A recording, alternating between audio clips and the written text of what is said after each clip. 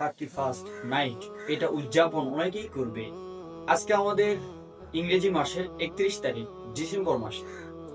তো আমাদের কিছু কিছু ইসলাম ধর্মের মানুষেরা আজকে হিন্দুদের কেন, খ্রিস্টান বলেন, বৌদ্ধ বলেন, এগুলোদের কালচারে তারা মাতিয়ে থাকবে। তো তাদের উদ্দেশ্যে আজকের কিছু কথাবার্তা বলা। তো প্রিয় দর্শক, অবশ্যই সম্পূর্ণ ভিডিওটি দেখবেন, আপনি অবশ্যই কিছু হলে উপকৃত পাবেন, এবং অবশ্যই আমার চ্যানেলটি সাবস্ক্রাইব করবেন এবং আপনাদের বন্ধুদের মাঝে আমার ভিডিওটি শেয়ার করে দিবেন। তো চলুন শুরু করা যাক। 1 নম্বর বিষয়, আপনাকে ভাবতে হবে আসলে আপনি কোন ধর্মে আছেন।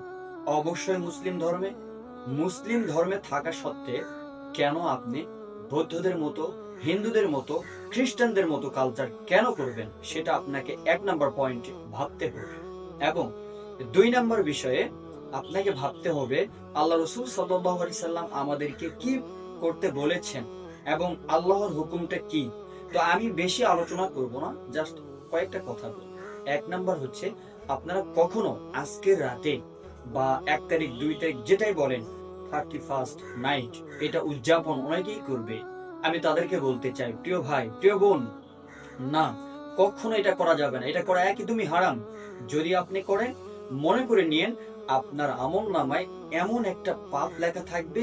এই পাপ কতটা কষ্টদায়ক যন্ত্রণা হবে বা এই পাপটা কত বড় পাপ হবে, সেটা একমাত্র স্বয়ং আল্লাহ জানে।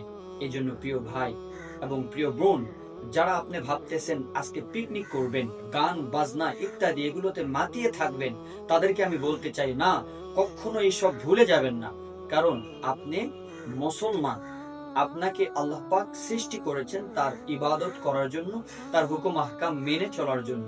কিন্তু আজকালকার কিছু কিছু মুসলমান এসব আর মনে নেয় না।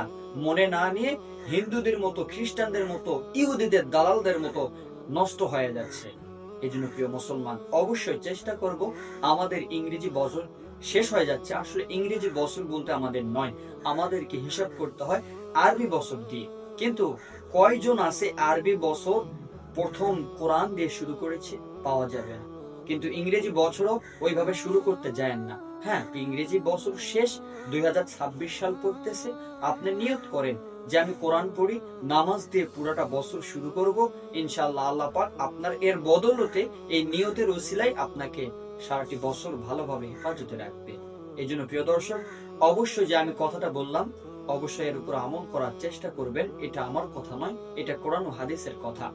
আমি বেশি বিস্তারিত বলতে গেলাম না এবং বেশি তাফসীরও করলাম না। যতটুকু আসল কথা ততটুকু আমি বললাম। তো প্রিয় দর্শক, সকলে ভালো থাকবেন, সুস্থ থাকবেন। আল্লাহ হাফেজ। আসসালামু আলাইকুম।